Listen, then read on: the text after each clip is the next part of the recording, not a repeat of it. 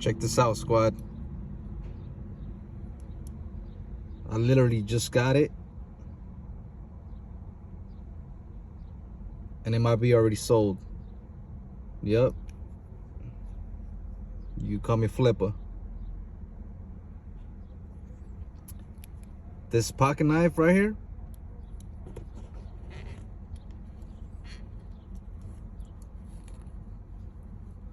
was made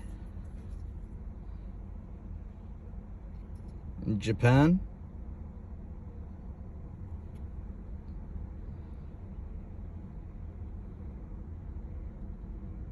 It was made way before I was born.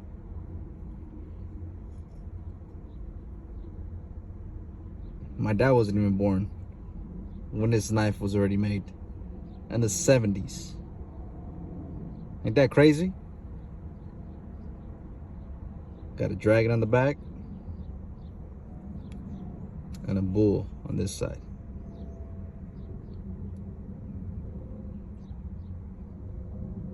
Let's get it. That's GV Bullies.